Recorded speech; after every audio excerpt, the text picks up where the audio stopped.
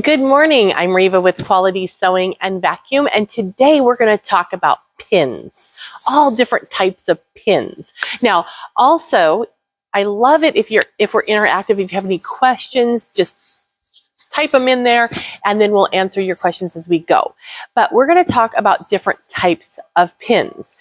Now, I don't know about you, but when I first started quilting, my first quilt I ever made, I came up with a pin that looked like that. Can you see that, guy? Look at that. Big, huge plastic yellow pin head, and it's a long pin. It's really thick and strong. It seemed like the right thing to do. Well, this is good for certain circumstances, but not all. So let's talk about different types of pins. Now, I brought some pins from home. You may have seen my video about liking to have scissors. Well, I like pins too. So I have a lot of different types of pins. So I thought I would bring a few to show you, and we could talk about what makes a certain type of pin different and such. Ooh, that's stuck. This is a Zirkle. It's a magnetic pin holder, and wow, is it strong. So it stuck everything underneath there for me. Okay, and then we're also going to talk about clips, because clips are awesome as well. Okay, so let's see if I can get all my bits and pieces out. Okay, so let's talk about pins. You have what you want to think about when you're looking for a pin, or you have a pin, is what job do you want that pin to do for you, or what are you doing? Because a different pin does a different thing. And then what type of fabric are you going to be sewing on? Because some pins are thinner and finer, and so they don't make much of a hole. But if you're putting them in like denim, they're going to bend. If they're really super fine, if you have like a silk pin that's really, really tiny, then it's going to bend when you try to put it through denim. So then you probably want a heavier weight pin to handle that. So when I was talking about this big old guy here, maybe that would be good for denim because it's really a strong pin. But if you have to press it, you're not going to use this one because this is plastic and you're going to melt the head. So you could get plastic smeared on your iron. You could also get it embedded into the fabric. You never know what you're going to end up with. So let me see what I got in here. All right. So my favorite go-to basic style of pin is one that has a glass head. So this is a typical pin. I don't know if we can, you want me to hold that up, Carrie? So this is a glass-headed pin. And then there's also, Clover makes glass-headed pins. I thought I grabbed one of those, but I don't see it. Oh, here it is. I have tons of these at home too. And these are little glass-headed pins. They're blue and yellow. But these ones are very, very good to use because they are heat resistant. Now, you notice that it has that nice big ball on the end, and that's something that gives you the ability to grab onto the pin and remove it. So the Clover ones are good, and they're a little bit longer than this particular one. This is a Clover as well, but it's a different style than that one. And then this one is from Quilter Select, and what I like about them is that it comes in this tin. And then these pins, if I can do it with one hand, it's a magnetic dish, so you don't have to worry about them rolling around. So this is really good to have for your to-go bag. These are kind of good all-around pins. They're not horribly long. They're not really short. They're just kind of like a medium, kind of an all-purpose. Have you ever heard of the term all-purpose for thread, or a universal needle? It means it's multifaceted. So those kind of work really well for that, but they are considered patchwork pins. Now, what makes them patchwork pins is they're ideal when you're doing your patchwork. So if I have my little pins here, these are going to be easier to see because the color is awesome. If I'm going to take my my squares here, if I'm putting them together to make a 4-patch, you're going to nestle that seam together, right? And we're going to put a pin right here. And then we'll put one on the end. Now, when you sew, you probably use more or less pins than your friend, right? Everyone has their own way of pinning. What I like to do is pin in the necessary spots. So on this particular sample, a necessary spot would be the beginning and the end, and then, I'm sorry, I'm going the wrong direction for my brain.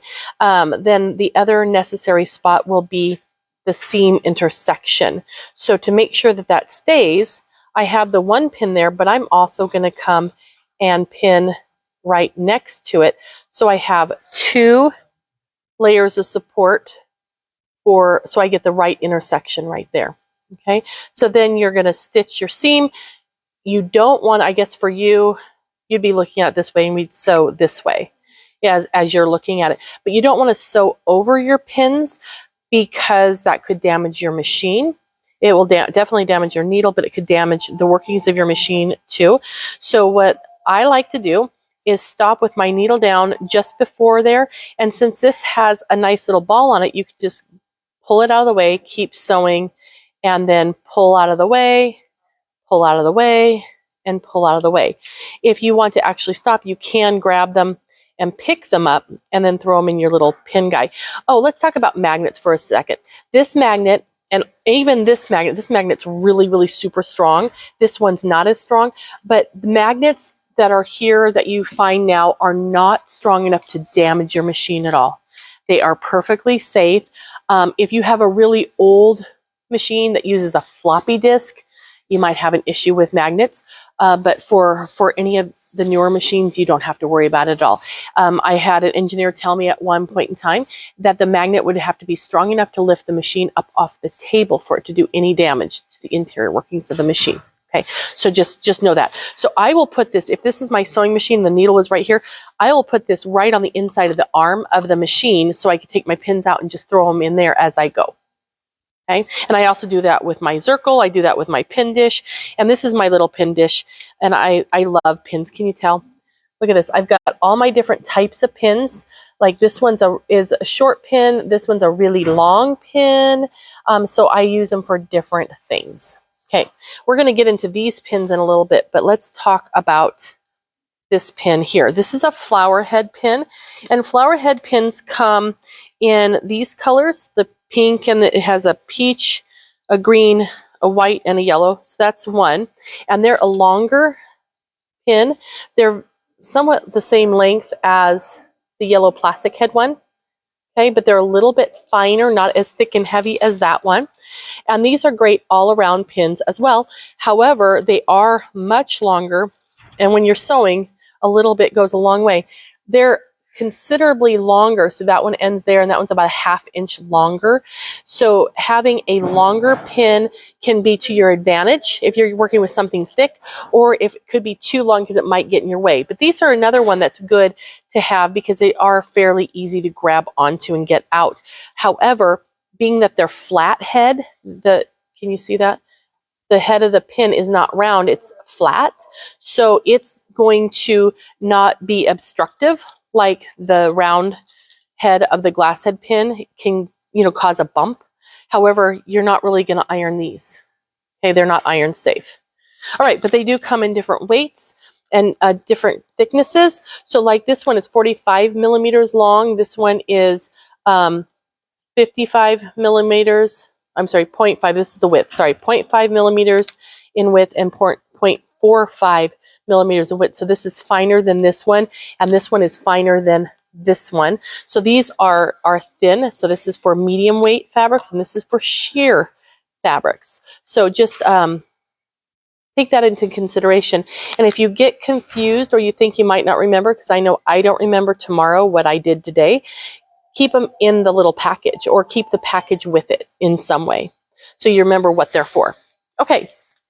Now, there's another glass head pin that is kind of fun to use, and let me show you that before we go on to some more of this, because we're talking glass head, and that is this little guy right here. And by the way, I do really like buying the clover pins because they come in these cute, well, except for the flower heads. Flower heads are too big for these, but they come in these little boxes, and it makes it really perfect to take your box to the you know, I will use these boxes and take them on a, you know, in my go bag. Okay, these are applique pins. Can you see how short that pin is? Let me see. Is that easier to see? Look how tiny he is. So he has a smaller head. His head is not as big as our other glass head. It's still glass head, but it's more of a teardrop shape. And part of the reason for that is they're designed to grab onto, which is what, you know, why you have a pronounced head. However, these are definitely going to get pressed, so you don't want to have a lot of bulk in that pin.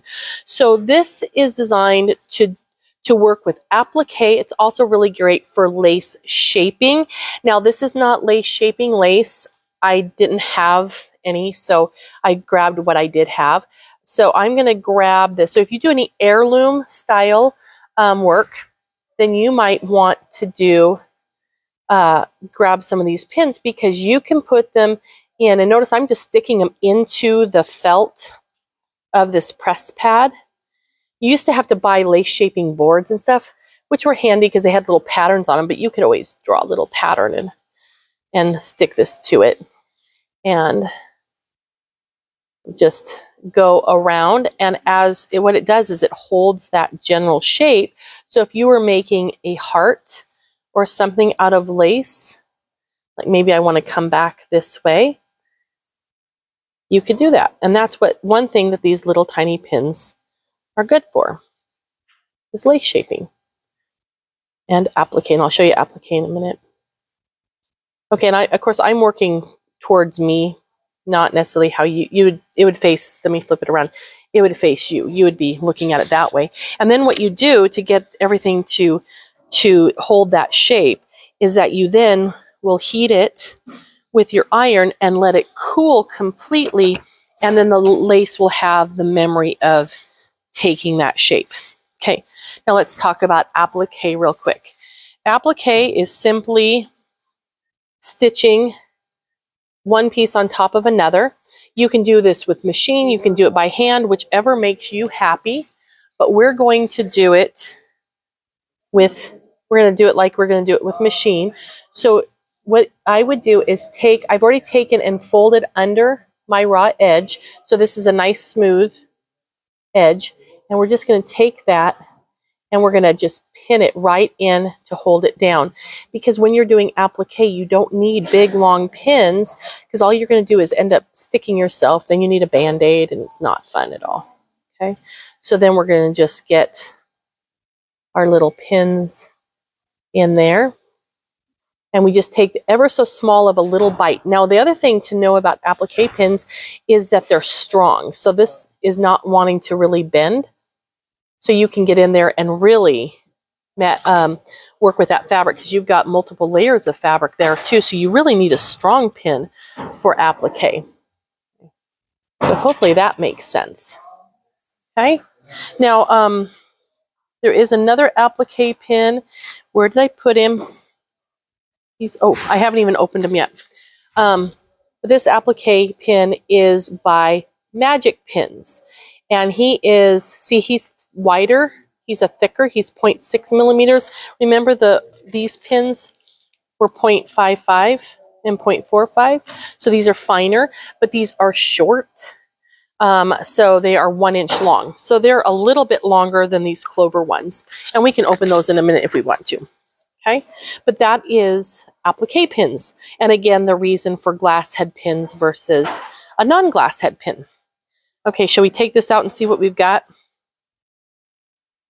You would also pin this to your the piece you want to put it onto, but this would get it so at least the heat has made it keep that shape.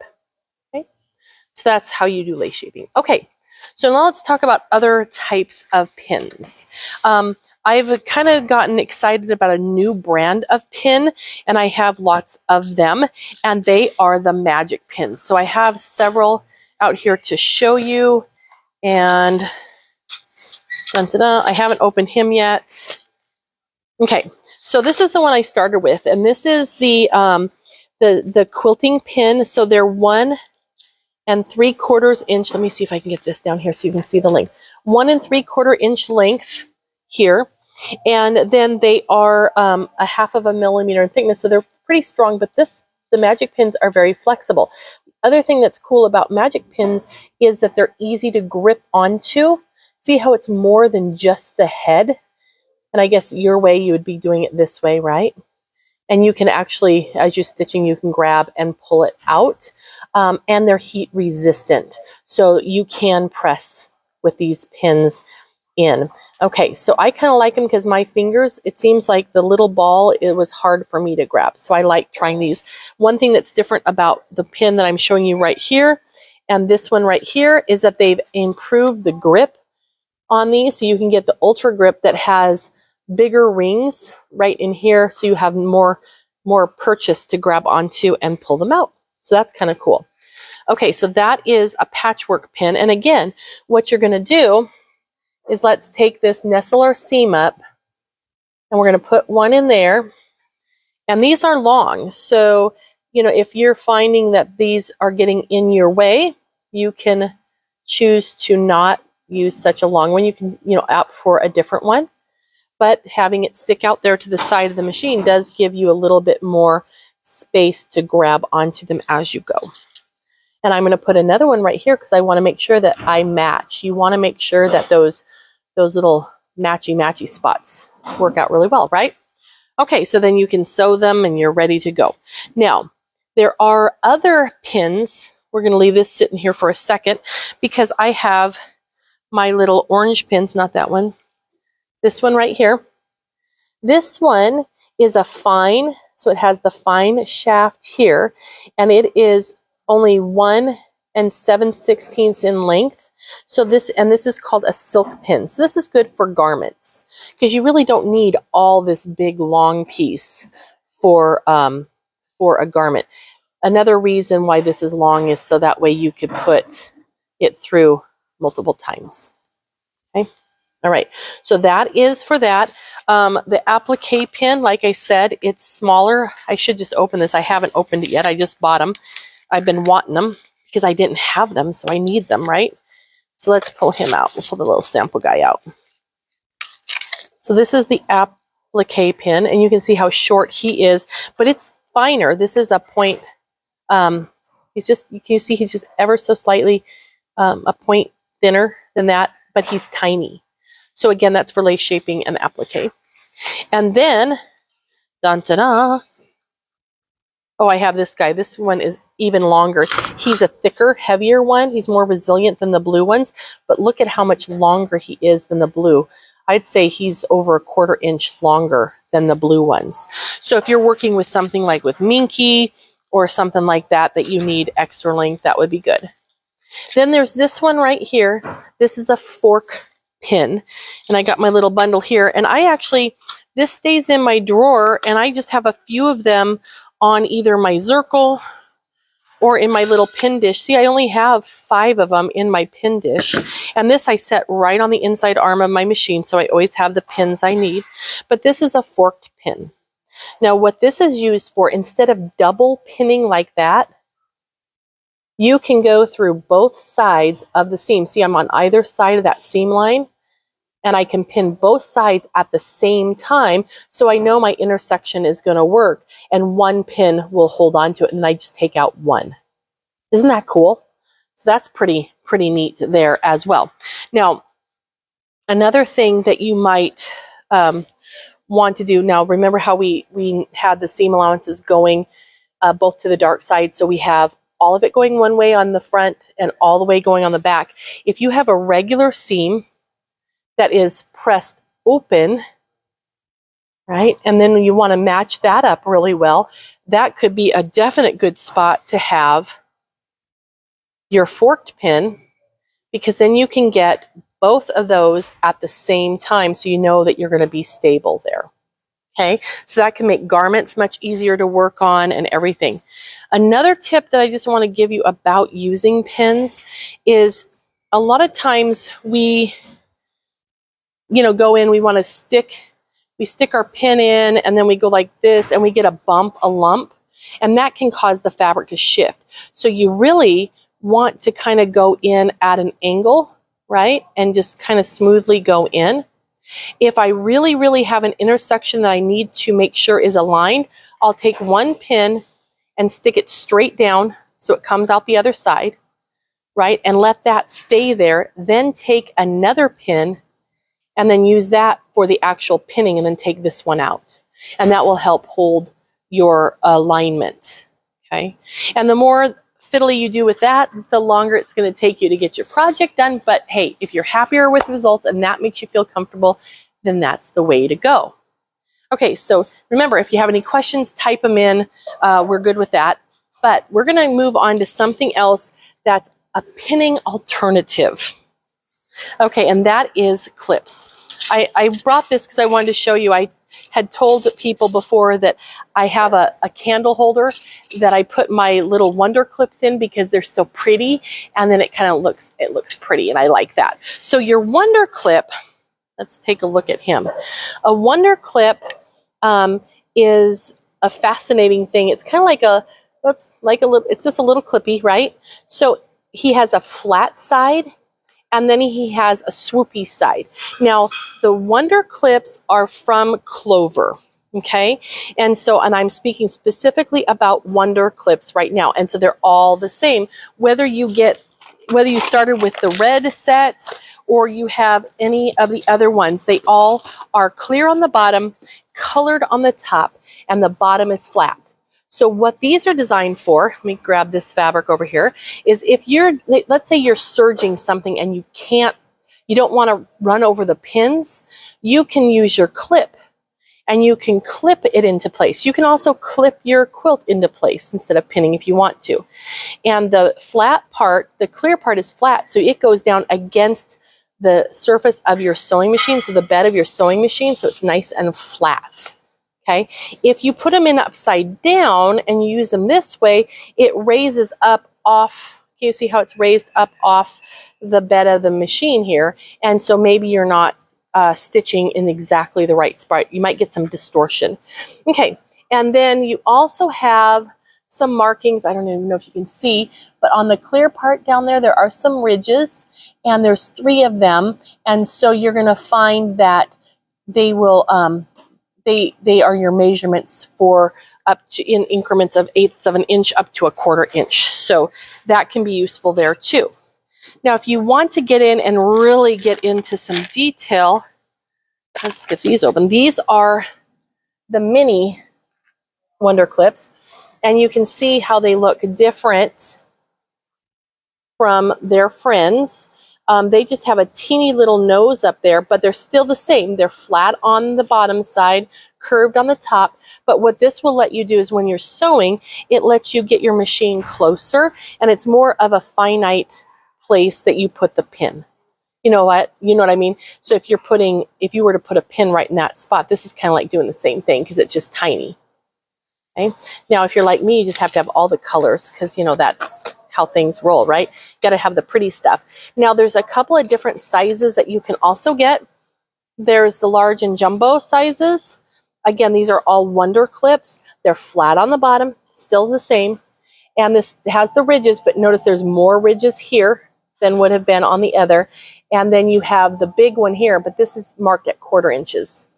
Okay, so if you're working with tote bags, quilted materials, big fluffy stuff, these are your friends. Okay. Now, another clip that you might be interested in, where did I put him? Oh, here he is. I'm bringing him over. This is kind of fun. These are the quilting clips from Quilter Select, and they are different.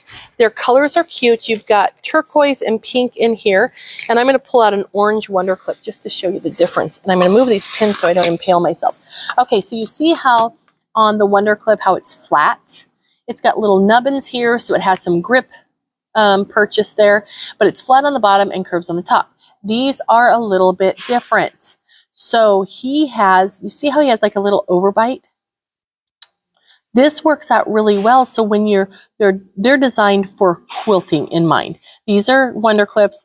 People use them for quilting all the time. However, this is designed for when you have the binding that goes and wraps around you see usually on one side, your binding is shorter than on the other side. So the seam is offset. So you know that when you fold it over, it's gonna not show when you stitch it together. Can't even get my fingers to work today. Okay, so I would put like the raw edge or the folded edge of my batting, my binding right here, and the back side would rest in the seam. So it is offset to work specifically well with doing binding. Okay, so that's a little bit different, but it's pretty cool. Okay, I think I showed you just about everything. So I don't know if you have any questions, just type them in there and we'll periodically go back and take a look. But hopefully this helps. If you're working on a specific project, like say you're working on a garment and it's some really fine, beautiful satin fabric, please don't pull out your quilting pins. You're going to make a hole that's too big for them, for the spot, for the fabric. And if you're using a lower quality pin, the tip is probably not perfectly smooth. It might feel smooth to your finger, but when it gets to the fabric, it may pull and take a thread and pull that, so you have a run in the fabric, and that's not a pretty look, especially on something like that, because it will never go back to normal. Okay, so look for the pin with the right purpose and the right diameter. So patchwork fine is great. Like I said, I used to have a ton of these yellow plastic heads.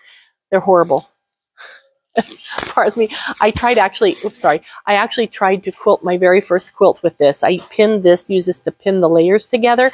I look like I got attacked by a cat. They're not friendly. So anyhow, that's what we have for you today. So please, if you have any questions, let us know, and we will see you next time at our next How Do I?